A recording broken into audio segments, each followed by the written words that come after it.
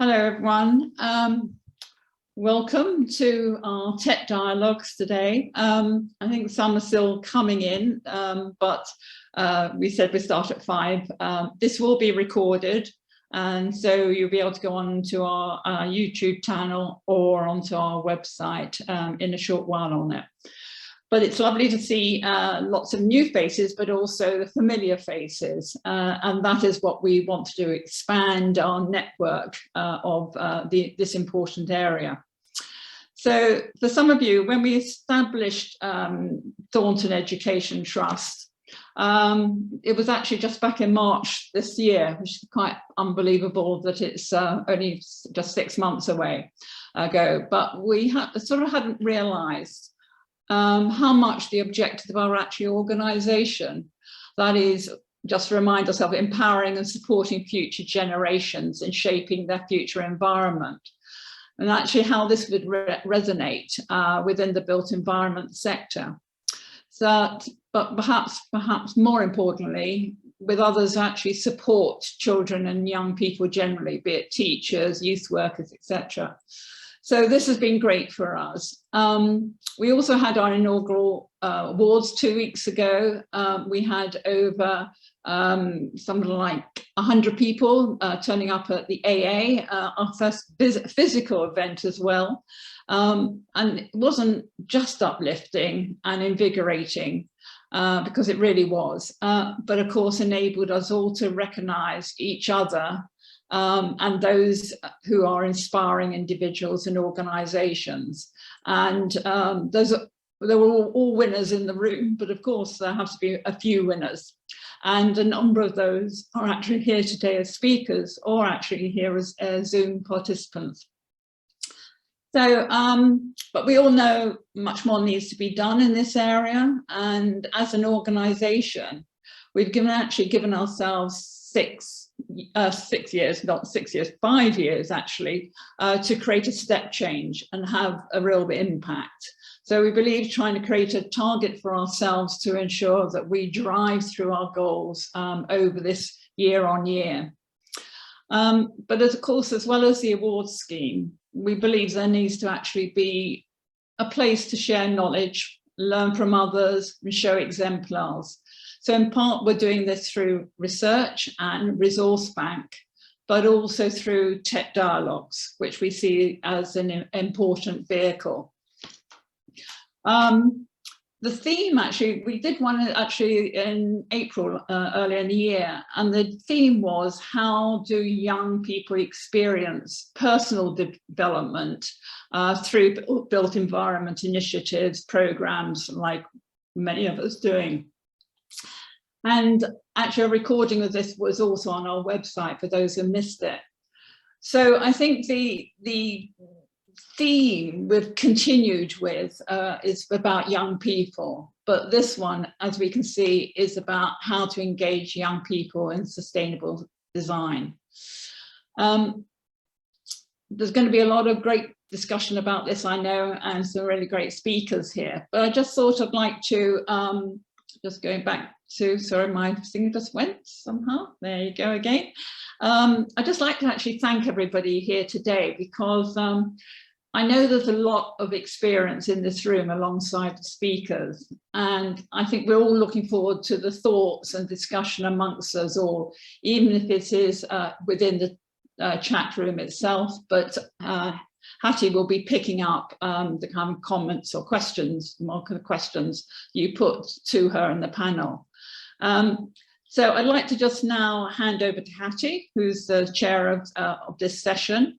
We all know, many of us know Hattie, who's been a really advocate actually for sustainable design for many a year, but also it's also her supporting us, a small, but I would say beautifully formed organisation. And thanks, Hattie, for coming today and sharing this as well. So over to you, Hattie. Hello, everybody. I'm delighted to be here, and I'm delighted to have a chance to learn more about exactly what you're doing with the Thornton Educational Trust and to hear the presentations today. We have a great lineup.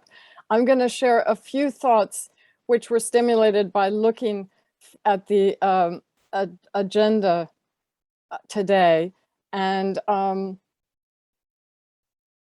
let me run through these quickly and then we'll move on to our speakers. So let me just see. How do I? Doesn't seem to be advancing. Sarah?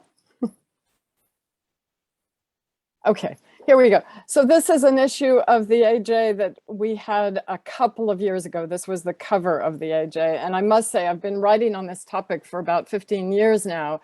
And it is really heartening to see what's happened in the last couple of years. And this was masterminded by one of my colleagues, not by myself. And all my colleagues are now on this topic where, you know, for years, I really felt that I was a lone voice.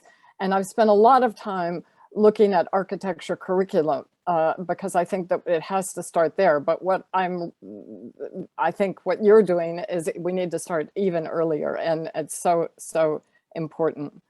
So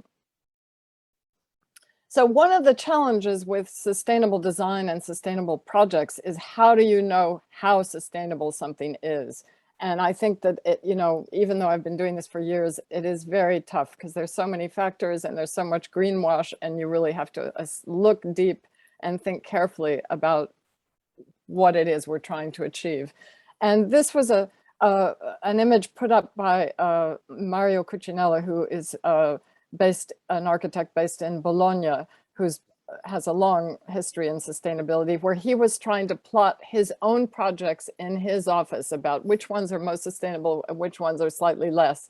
And I think, you know, even reaching a common understanding about that within a practice or with young people who may be familiar with certain projects around them, certain buildings or certain places around them is a place to start, because you can tease out what does it really mean.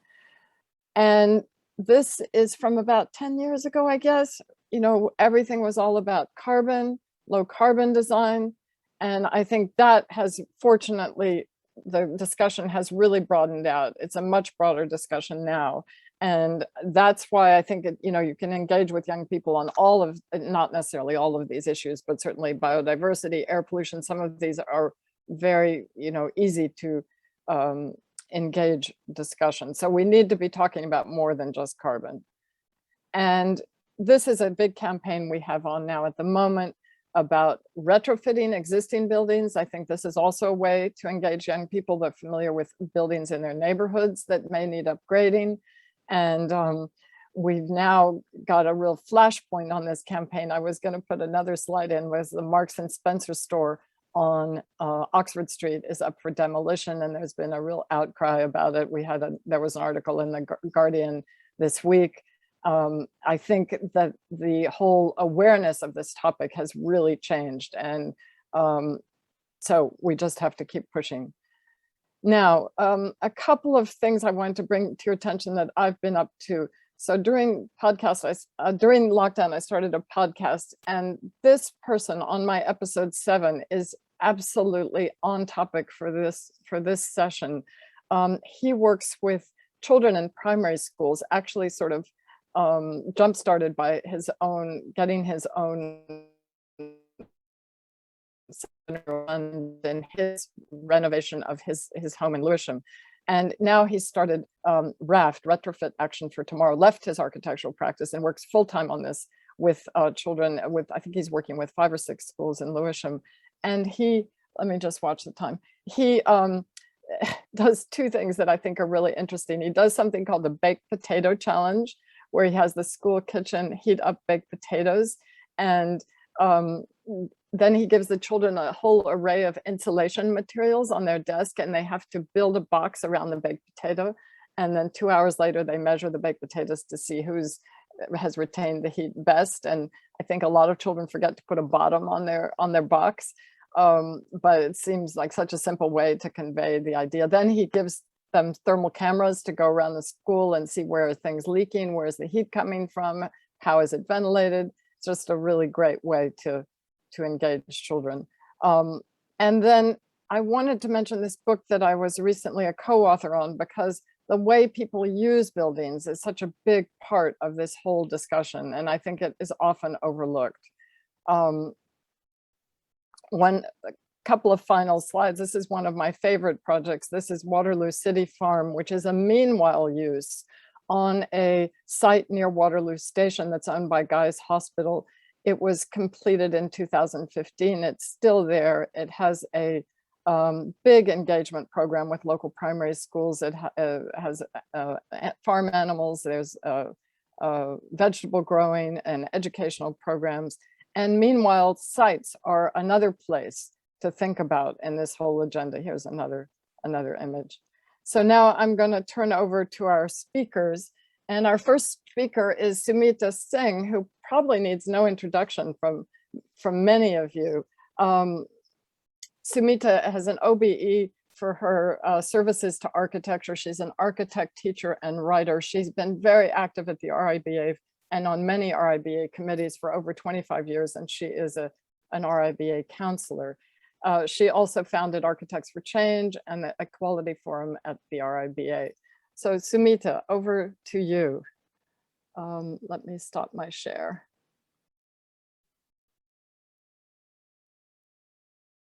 Hello, I'm going to start sharing my screen. Oh, sorry. So I'll give you a 1 minute moment, a 1 minute warning, Sumita. Sure, I'm trying to share my screen and it's just, I don't know whether you can see this. Yes. Oh, good, okay. All right, I'll just. Can you go to full screen? Oh, yeah, just full, where is it? View, full screen mode, right, sorry. Okay, lovely, I can see this. Okay, so I want to introduce my charity, which is Charushila. Just a few words about myself. I came to the UK after studying architecture in India, after I won a scholarship to study the newly established Masters in Environmental Design at Cambridge University. That's 30 years ago when no one was talking about the environment. So my practice quite naturally has been based on sustainability and engagement. Having been brought up in India in extreme poverty, I've become quite passionate about giving back to people who are living in less fortunate circumstances. Hence, in 2010, after suffering a major illness, I decided to set up an environmental design charity. I named it Charushila. The Sanskrit word Charushila is made from charu, which means beautiful, and shila means foundation. So the central philosophy is based on the concept of value creation, conceived in the 20th century by the Japanese teacher Sunasuburo Makiguchi. Makiguchi was a school teacher who believed that children learn lifelong skills outside the classroom. He called his idea value creation. Value creation is about bringing beauty, goodness, and benefit for both the individual and others. So the three magic ingredients in our work: one, food growing, second, art. And these are, you can see these people are working on reclaimed materials, which were from the Chelsea Flower Show. We brought them back to design seats in a project, which I'll talk about in a minute. And young people, we work with various ages. So these are our three magic ingredients. So using such profound yet broad philosophy of value creation, and by being flexible and adaptable, we have been able to work with young people from diverse backgrounds and communities and countries such as Venezuela, Palestine, the UK, and India. So these are some of the kids. As you can see, they're all different ranges of ages. Sorry, I don't know if you can. Oh no, hang on, sorry, I don't want to learn anymore. I'm sorry about that. So this is the start, as I mentioned, 2010. And this is our first project in Venezuela. And you can see this art workshop we held in a metro station there, and the young people working with the local food, he was actually a food biologist. They're working with him to find out about food growing. Many of these children had not been, didn't know about food growing, didn't know where food comes from. They think it comes from a tin in a shop. And we explained to them local natural sources of food that they could use. This is a project which was in Ealing. And we again held an art workshop to understand where young people were coming from, what did they want from us. And then you can, on the right, you can see the grown-ups who are discussing what the young children have told them. And then, we went on to create this wild garden that children wanted. They wanted a wild space. And it was quite interesting that although we had an artist working with us, actually the children designed most of this. They said, we want this thing here, we want this in the tree, and no health and safety, as you can see, the kids were just going and doing their own thing, which was wonderful, because actually they are actually naturally very careful about using materials. So here we are. So this is a project in Ladakh, which is Western Tibet, and we worked with refugees from Tibet. And again, again we see how we transform reluctance, because I don't know if you can see this guy, the one with the crossed arms. He was very reluctant to join in. And initially, everyone was joining into this drawing project, but he wasn't. And then in the end, he joined in. It was just a wonderful moment where they talked about how they could make Tibet sustainable. So Tibet is now being overcome with plastic and everything else. So that was the project. And this is in Ramallah in Palestine. So again, people have a lot of fizzy drinks there.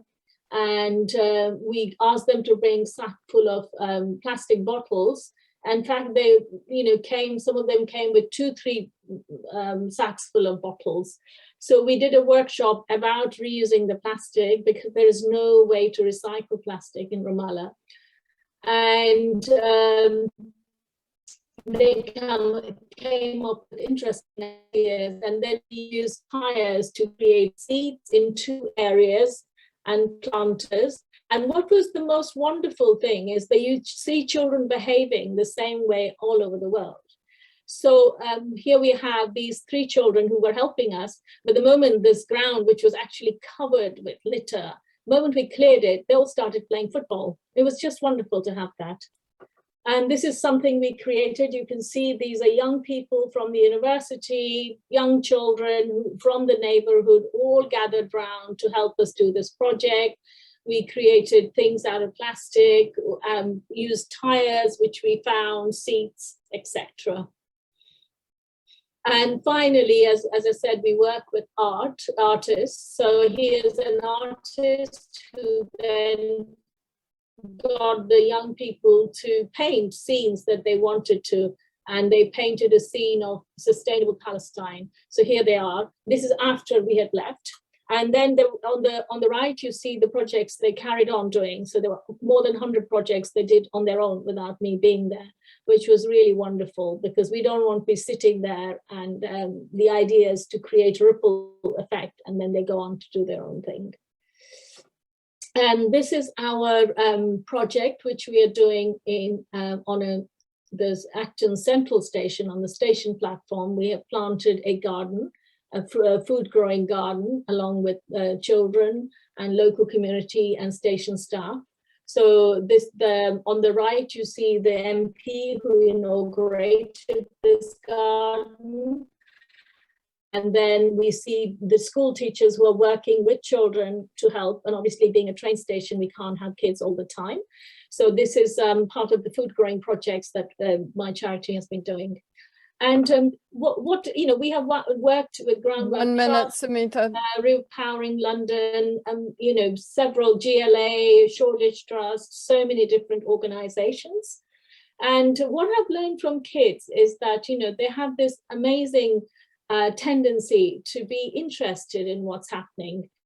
So, I'm forever inspired by their ideas, curiosity, and enthusiasm. And I hope that adults are also interested in their stories and hopes and aspiration. I will finish with these words from Robert Chambers. The photograph shows an engagement exercise I did at London Metropolitan University, and his wonderful words. And he was actually trying to tell us, how do children see us? So he was trying to get us to lean on the ground and, get down to the ground level and say, how do we see this? And, his words about transforming human society by working with children are so powerful. So please come and join us. We're always in need of volunteers and advisors. And I know there are lots of you listening in today. Please come and join us. You'll be very welcome. And I have to say, I'm doing another talk later on, so I won't be there later on, but it's a talk about transforming waste into something else that's been organized after COP26, very much in Hattie's way of thinking. So if you can join me there, that'd be great as well. Thank you. Sumita, thank you very, very much. It's great to hear. I think you're absolutely right. We can, if we listen better and listen to what children have to say, it can take us a long way. I love those tires that people have decorated. Let's move on to the next speakers, and then we'll come back with more questions. Now we're going to hear from Neil Onions, who is the founder and CEO of Beyond the Box Consultants. And Neil, for over 2 decades, has been really working, concentrated in the UK, bringing a new approach to youth engagement that focuses on measurable impact, and working with young people to co-design various projects. Neil designs and delivers social value strategies, methodologies, and projects connected to regeneration, redevelopment, and placemaking projects. And as a result of his work, he's been invited to join various government and local authority steering groups and advisory boards to advise on public policy. And we just need so much more of this. He's recently collaborated with Field and Clegg Bradley on a project through the London Festival of Architecture. I think he's going to tell us about that. So, Neil, over to you. Thank you. Just quickly share the screen. Hopefully you can see this. So, yeah, evening everybody. So I'm Neil Onions. I founded Beyond the Box Consultants just over 3 years ago. So it's a community interest company. It's not for profit. We do a lot of work with youth communities. And in the kind of 8 minutes we've got, I'm just going to tell you about 2 projects where we've tried to do this over the last 12 months. So, as Hattie said, we focus on equity by design, and we do this through a process of co-design. So that's with young people, communities, and organizations, with an aim to be more equitable in the places that we're creating in order to live, work, and play. So the co-design approach is something that we took in both of the examples that I'm about to speak about, because we believe that young people have a lot of the knowledge and insights already, and particularly in terms of the topic that we're talking about this evening. Young people are often more informed and better informed than we are as adults. And I think the approach to co-design is really important here, because if we're talking about growing awareness in this topic, then it's young people with their knowledge and their connections and their platforms that can really help us do this. So as part of what we've been asked to talk about this evening with climate communication, the 2 projects I'm going to mention, the first is the People's Pavilion. So I was originally going to show a video, but I won't, because it's cheating, because the video is 5.5 minutes long. So the People's Pavilion was a project in East London, here east, in the Queen Elizabeth Olympic Park. And it was a project that had 2 phases. One, working with 14 to 19-year-olds, looking at who can design a temporary pavilion on the campus, whilst we worked with another collective of young people to program and activate that space. But one of the key elements to the project was sustainability. And we knew that we weren't the experts as the youth organization, but in that co-design and collaborative approach we thought, who do we know who's working in that space, who can really come and creatively engage with the young aspiring designers around sustainability. So you may have heard of a collective called Refabricate. So Refabricate are actually part of the RIBA Young Architects initiative. And we worked with them to co-design some online workshops that really started to explore with young people what they needed to consider in the design competition when it came to sustainability. And they created a really, really interesting approach looking at circular economies. And they actually broke this down. Originally, we did it online because of COVID. And once we were allowed to be in the real world again, they turned this into a card game. And actually, whilst looking at the designs, they were looking at circular economies and exploring what it meant to source locally, actually what it meant to look at materiality, recycled. The roof that you saw in the pavilion, just skipping back, they were actually recycled parachutes, because once parachutes have been purchased, you can't return them, obviously, for reasons that you wouldn't want to jump out of an aeroplane on a refunded parachute. But actually, what life could the pavilion take afterwards as well? So there's a sustainability school who's actually expressed an interest in the materiality of the site. We looked at accessibility as part of the brief, but it was really interesting to start listening to the young people and their insights that they had around sustainability and what it meant to have a carbon footprint. So we feel like we did that successfully with the People's Pavilion, but there was a lot more that we could learn in terms of what happens to the structure afterwards. Can the materials be repurposed? And in a lot of the competition submissions, young people were actually talking about, could we make benches out of the pavilion afterwards? Could they be distributed to the local community? The planters that were made at the back, where we took the images with a collaborative project with the V&A in the Carpenter's estate, they were gifted back to the community. So they had the planters, they had the plants, they had the images on display. So they were thinking about this throughout the process.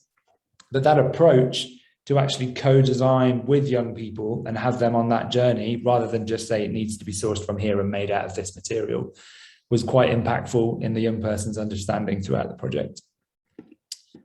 Another project that I just wanted to touch on was our collaborative project that you mentioned with Field and Clegg Bradley Studios.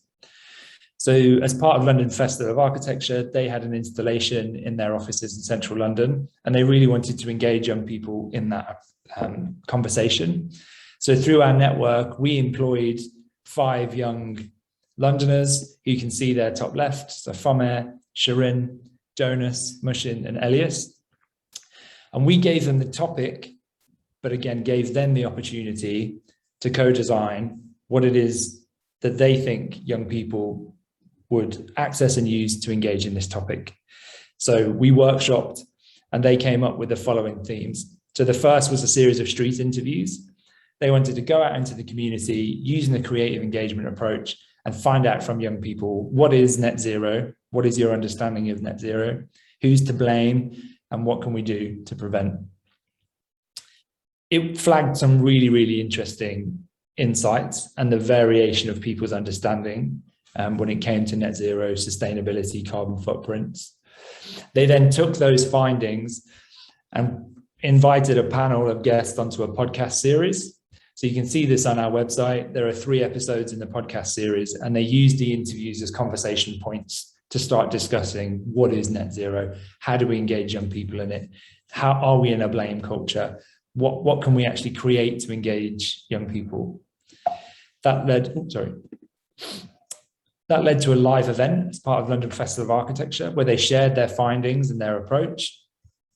But it also led to some digital media content that we've shared with young people in schools across our networks. So they're engaging in those street interviews, they're looking at those podcast episodes and engaging in a dialogue.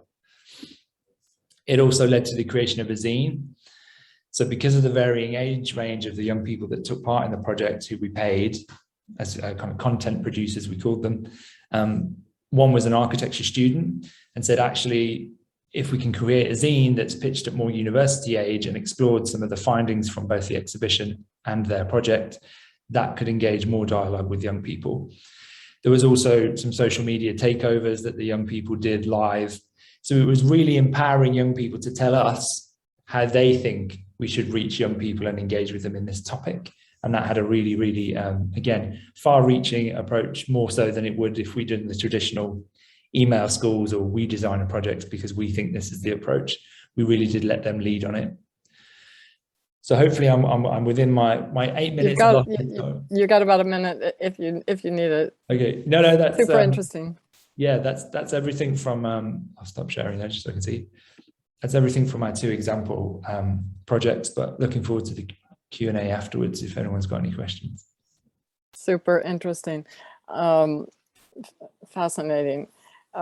Let's go on to our next speaker, who is Simeon Banuev, who is a doctoral researcher at the School of Engineering and Built Environment at Birmingham City University.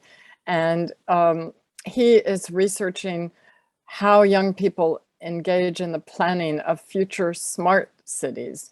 And his PhD project is entitled Young People's Perception and Awareness of the Planning of the Future Smart City. Oops, sorry. Engaging, connecting, and empowering the roles of young citizens. Simeon served as a trustee of the RIBA, and he has also been involved in the RTPI, and he has recently developed a board game, the Built Climate Action Game project, with young people in the Balsall Heath neighborhood of Birmingham. So he's going to also tell us a little bit about that. Simeon, over to you. Yep, I hope you can hear me. I do apologize if I'm a bit nasal. I think I managed to get a cold. Right, so I'm just going to focus on 2 projects today. I tried to fulfill the brief that I was given, and hopefully it's going to fit in 8 minutes. So as you said, I am a PhD student, but I'm not going to be talking today about the future smart city, but I'll be talking about 2 different projects that we did in the past years. So some of the kind of outcomes are still work in progress. In relation to the climate action game, we're actually still doing this, so it's work in progress.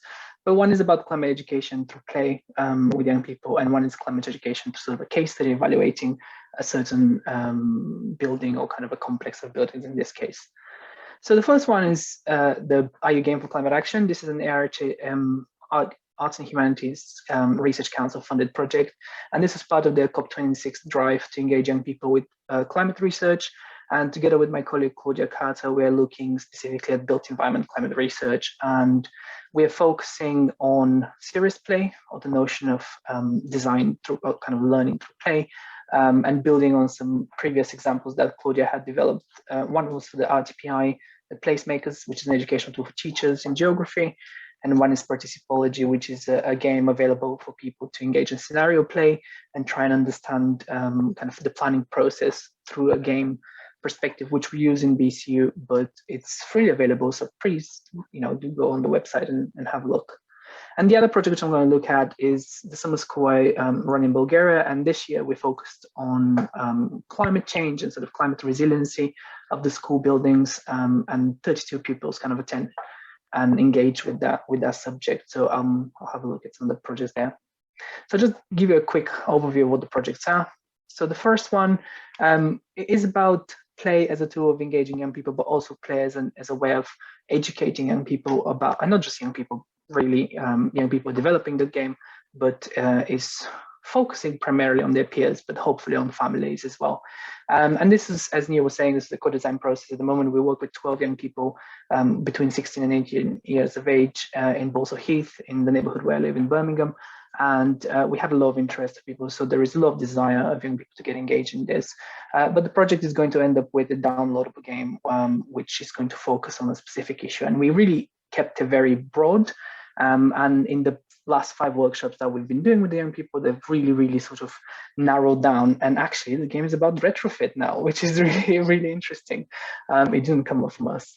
But what we did is we opened up a lot of questions up about the neighborhood, trying to understand what's happening in the area, what are the climate issues that they're concerned about. They did some interviews with peers and friends and family, and then we kind of try to systemize or you kind of work with them as a co-researchers, what worries people about climate change, how climate change can affect their lifestyle, and what would they like to find out about climate change, as the game's purpose was about engaging with built environment climate research. And then we mapped the area along different issues. Then we really kind of started doing a lot of prototypes using game design and sort of creative tools. And they came up with a lot of different ideas. We had 4 or 5 iterations of what they want to see the game becoming. And throughout the sort of the process, we had slow drips of input by academics, experts, and using different examples. And the Leti case studies, once they focus on retrofit, has been really useful. So if you don't know, this is something published October 21. So have a look at it. And finally, we've been playing a lot, trying to understand what the game would be. This is from last week. So actually this week we're trying to work on this, but they really narrowed down onto a very complex climate game where you have to pick a house and you have to like run through the game with the aim being to retrofit it on a timer because our time is running out. So hopefully by the end of December, this is going to be available to download. So the second project is about education through a case study, and this was looking at the summer school. We used the Kolb learning cycle, and we've been running this for 6 years now, but the aim this year was to try and evaluate how resilient the school buildings were. And this is a 1-week-long project. We tasked students to come with, and they are students in secondary school education, but this happens outside of the school hours, to come up with some ideas. So they already had active experimentation phase. They had already kind of thought about climate. And then we really kind of opened it up using some kind of adapting BREEAM, in this case, adapting the criteria in BREEAM and creating some kind of voting strategies about, do they think this building is sustainable or not? And these were buildings from last year's summer school, which they produced. And then we walked around, we tried to evaluate the campus, and we developed several strategies, several groups that looked at different issues. And the aim was to understand how resilient this campus was in the next 10, 20 years. And the young people kind of narrowed down into biodiversity, food production, and you can see landscape, water management. And a lot of the outputs were quite interesting, and they presented them after that to the management of the summer school. So some was about biodiversity, trying to understand what species live in the area, how they can actually protect those. Some was about food. They were very critical of the food management in the summer school. They were saying about the fact that there isn't a chef who's actually working in the summer school. They're not composting the food because they use a lot of oil. And they did quite a lot of research actually, and they really kind of tapped into those systems that the summer school operates with. So I think some key lessons, I tried to answer the questions that were sent. You know, in terms of effectiveness of engaging young people, I think you really want to provide them with a challenge and give them some agency to be able to change something. Otherwise, you're not going to get a lot out of it. Move away from didactic learning to active experimentation. I think every time that we've provided time for young people to really go for it without any prior expertise, they have actually gone and done the research. Situate a problem to a personal issue, so try and relate it for something which is manageable and something that is actually impacting their own life. And I think the last two, knowing when to be a facilitator, when to be a doer, when to be an expert. So actually, when do you have to step in, understand that the young person might not have enough experience and explain, and when do you just have to step out and just be a facilitator and just basically make sure everything's going right, is quite a key skill. And make sure you have the expert advice. If you're actually going to be working with young people on a specific topic, make sure you know your stuff, because they will ask questions that will put you on your place. The second question, how to communicate and discuss complex concepts. I think do not oversimplify complex ideas. In the game that we're developing in the moment, we really went so broad in terms of the climate change issues, but they were perfectly happy to engage at least with the top level information, and then we obviously focus onto a more manageable issue. Provide people with choice. You know, some aspects would already be would exist in their knowledge, so you can build on those. Use existing frameworks. You know, don't reinvent the wheel. In the summer school, we really used the recycle, the 3 R's framework, reuse, recycle. I forgot the third one now. I'm just looking at the time of 26 seconds. And provide access to someone who has implemented the issue in practice. So in terms of actually having architects or having somebody who works with those issues in practice, it has a lot bigger impact than just kind of regurgitating information. Clear output and demonstrate impact. And I think we failed in that in the summer school, because the management, the old ladies there, just said, no, the ministry is never going to allow us to change our food plan. But make sure that there is some impact in what you're doing, and don't shy away from complicated topics, as I said. And finally, involve people in the evaluation. I think young people are really good at evaluating outputs versus what the brief was. They smell bullshit from afar. Use the educational tools, engage with choice, and just provide some incentives. And in every case, it's either paying the young people or providing something back in return, which is of equal value, is quite important, because otherwise, I think, as any participatory project or any kind of participatory engagement, the transaction becomes extractional, and that's not good. And this is me.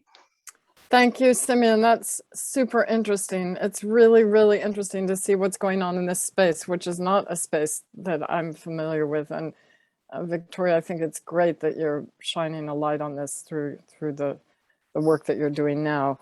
I'm going to come back to you, Sumita. Can we get all the panelists on the screen, or how we?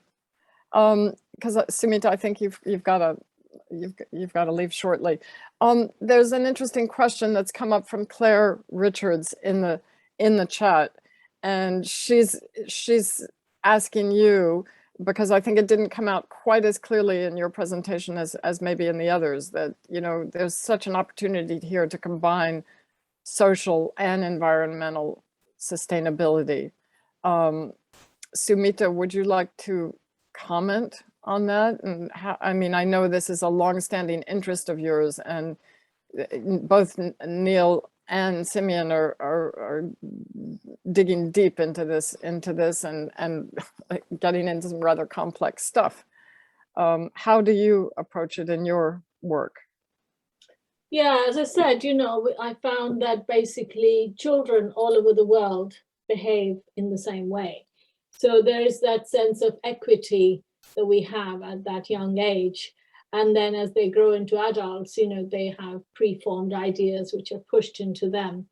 So I think also mentioned the idea of children having the freedom and the power to be empowered to do things. I think I see personal empowerment, I see social empowerment and social justice, along with environmental justice, as three areas that are prime in my projects. The three ideas of value creation, where you go from beauty, benefit, and goodness. This is about those three things. So benefit is something like sustainability, which is giving long-term benefit to the community. And goodness, is the stuff that you get out of that project. So with our food growing project, you're getting food out of the various projects that we've created. And then, you have the idea of beauty, which comes through in art. So the three values that we use in our charity are very much based around personal, social, and environmental awareness of things. Great, thank you. Thank you very much. Now, I'm going to open it up a little bit. I hope that, we've got quite a few people on this webinar. I hope you will put more questions into the chat based from these really interesting presentations. And I see one question here from Natalie Gordon, which I think also this piqued my interest when Simeon mentioned it. Are you aware of any policies on paying people or reimbursing people for their time to be involved in these kinds of projects? No. I mean, I think it's a policy that you need to set up. And I think for me, it takes a lot of negotiation almost every time when it is about paying participants, not just under 18. I think it's good practice, but I'm not aware of any policy that kind of stipulates doing that. Not a policy, but you have experience doing that? Yeah, I think especially it depends where you're coming from. If it's your own business, obviously you can set that. If you're negotiating an institution or a funder or someone else, you really need to put that forward very strongly from the beginning, because otherwise it's not fair to the people involved. If it's an education setting and they're kind of receiving education, maybe that's okay. But if it's their own time that participants are kind of giving away, then you need to reimburse them. Acknowledge the value. Yeah, a charity where I'm a trustee near Swiss Cottage, which works with young people in need. They've done a really interesting project on knife crime called Take Back the Power, and they have actually paid the participants to be involved, and it's really created a huge momentum, and you know, and people take it seriously. I think young people take it seriously.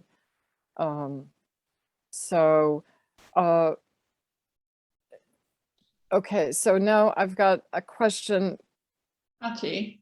Yes, Sorry. Victoria. I think Neil also put his hand up. I was just going to really say that I think it's beholden to us to, especially when there's funders are involved. Some funders understand that you should be paying young people and co-producers, but others often go, and I think sometimes this comes under, say, regeneration programs, etc., where they feel that there's sort of somehow that they should just be volunteering. And I think funders understand a bit, but I think some of the regeneration programs don't really take this on board. And I think it would be good as a bit more of a policy amongst our sector that if everybody else is, quite frankly, getting paid for the project, that those who are participating also get paid as well. So I think, you know, as a policy, maybe it should be, we should be looking at it within our sector a bit more. Right.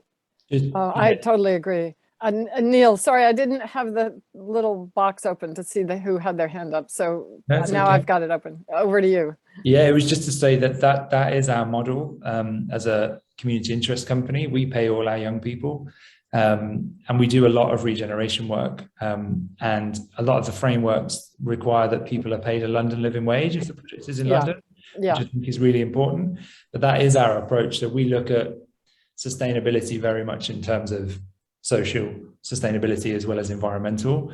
And that also feeds into EDI for us. So actually, if we're going to have sustainable communities, who are we engaging in this? Who are we paying for their time? Because it is quite a luxury for some communities to be able to engage in this dialogue, and others do need their time reimbursed. So we make it a standardized principle on all our projects. There's another interesting question here in the chat from Christina. Christina, maybe you can tell us in the chat who you are and where you're from. Now, let's see, I lost your question. 1 second. How can this great work be scaled up? And can the projects be made available as starter kits online? It sounded like Simeon is aiming towards that. Who would like to comment? I'm happy to jump. I mean, for the climate action game, this is a research funded project. So ultimately the output will be free to disseminate. So we will be sharing a kind of a downloadable game that people can adapt. And hopefully it's a bit of a toolkit of how to actually change, because obviously we're going to be basing it on a Birmingham neighborhood in a UK context. So maybe people want to change it for whatever their context is. I think with other projects,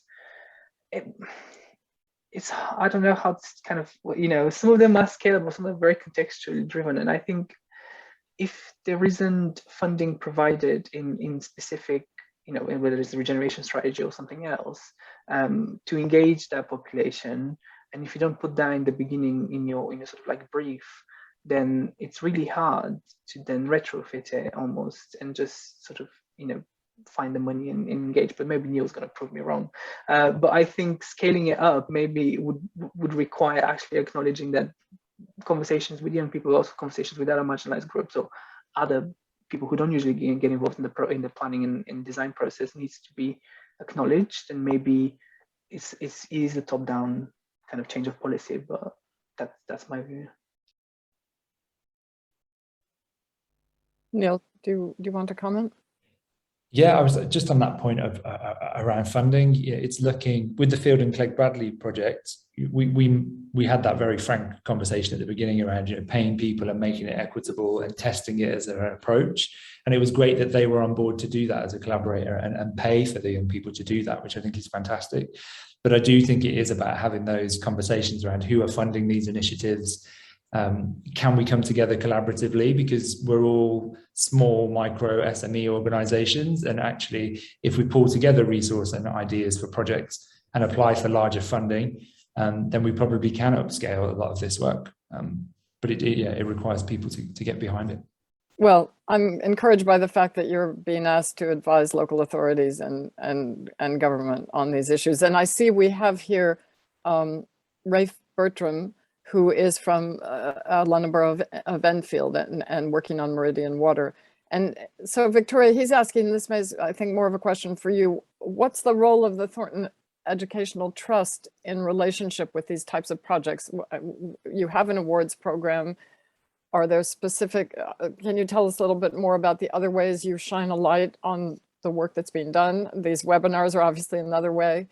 Yeah, thanks. So sorry, I know you couldn't get in first of all, so you missed my kind of literal intro. But why we set up was because we recognised there were sort of these different groups and individuals happening, but it actually wasn't very high on the radar in our sector. And in terms of capacity building, without actually highlighting the work that's going on, it's never going to move further up the agenda. And it is very wide. I mean, even we noticed with the awards and today, it is quite a breadth. One's talking about, even just saying about what we stay with young people and children, and today we're sort of doing, I'm going to say, more informal learning as opposed to the formal way, which is through the school system. But for us, it's about empowering and supporting the future generations to shape their environment. So it's actually engaging them, but also hearing them and actually helping them to be part of that. And I've always often say it's not about necessarily making them architects. In fact, it's most probably making them and it's not a client, it's those who are engaged citizens who actually are more informed as well through these types of programs. So when one's really capacity building, there's twofold. A, to actually realize that there are these organizations doing it, and there should be more across the country. But B, when it's scaling up, and that goes back to the way we're trying to tackle it, is having more like a resource bank, so open source bank. So people's examples can go there and you can go and find them there, but also not reinventing the wheel. Yeah, I think there's so much reinventing the wheel going on right now. Yeah, and actually people start saying they're learning on the job, and who's learning who's learning from each other, and I think we just need to be a bit kind of box a bit more cleverly with that. So that's what we see, but that's why we've said 5 years, because we're moving forward. But we've already seen this year, but it does go into local authorities, it does go into developers, real estate. There's kind of a whole spectrum of people that engage in to see this value, and it's really increasing this value that we recognize, but we need to inculcate that into their DNA and their thinking, and it is really about into their DNA, so it becomes a norm, not an exception, which is what we still have at the moment. Well, there's so much co-design going on, but not so much with this age band, who are the future, and they're out on the streets, so they should be interested in this topic. I mean, what's gone on with the climate marches is really incredible. So I've got another question here from Nikita Richardson, and I don't know who wants to take it first. How do you advocate for marginalized youth voices within these projects? Neil, I see you nodding. Yeah, it's something that we're super passionate about, and everything we've just spoken about actually feeds into that for me, because we need to be able to provide a platform that people can access in an equitable way. So by paying them to do that is one of the ways, but also by upskilling them. So a lot of our engagement programs, including the ones that I've mentioned, they actually upskill young people in other areas at the same time as trying to look and explore a said topic. So it could be for the People's Pavilion, for example, we had a research piece at the very beginning of that where we paid 10 young East Londoners to go out and find out from their peers, why would they want to engage in a design project? What access do they have to creativity and to culture? And actually by doing that, young people were able to reach their fellow peers, which reached into communities far beyond what we would be able to do. So if we're talking about marginalized young people, they're then starting to hear about this project and seeing, oh, actually there's paid work involved here. And I could also learn about how to do research. And if we're going to do a podcast and I'm interested in film, then we upskill them in how to do that and record them. So there's a real breadth of entry points into the project. And I think that really does help reach more marginalized young people. I'm going to go listen to your podcast straight away. I think it's, I think this is a whole area that really needs more attention. And I think it's, you know, even just looking at the categories of your awards, I can't remember them now, but they're kind of like not the usual ones you think of, because this is a very particular area, and you're looking to shine a light on, you know, different ways of working, really. Let's see, we've got a few more minutes here. I'm not seeing another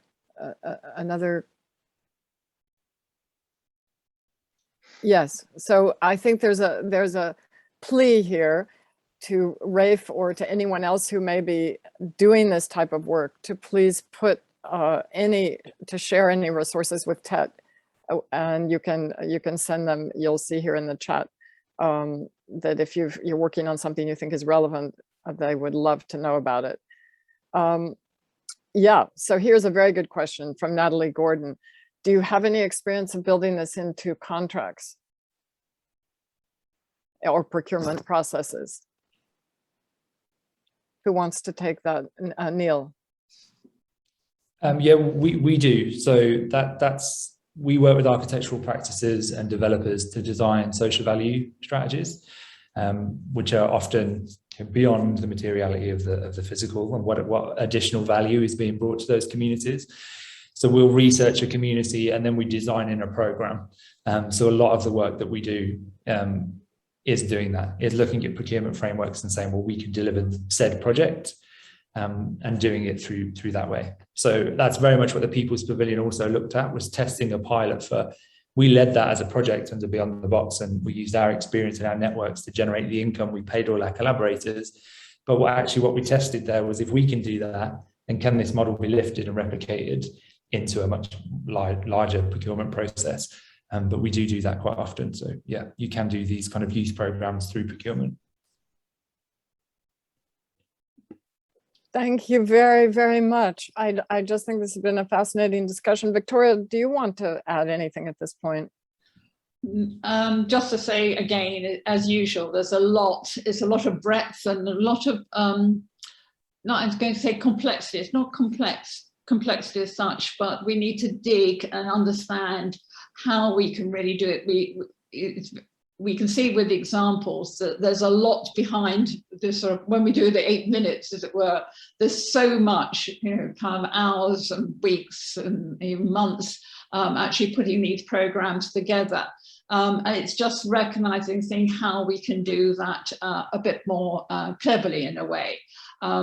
There's also, you have to remember, there's different ways that everyone's been taking this through. So there are through the CIC's route, the community interest groups, or they can be pure sort of not-for-profit, or it just can be a small organization that, you know, so Matt and Fiona are taking a slightly different route, or Urban Learners, but there's many others who are doing slightly different. And we sort of need, I think, a mind map rather than a road map at the moment. I think we get the mind map and then we might get the road map.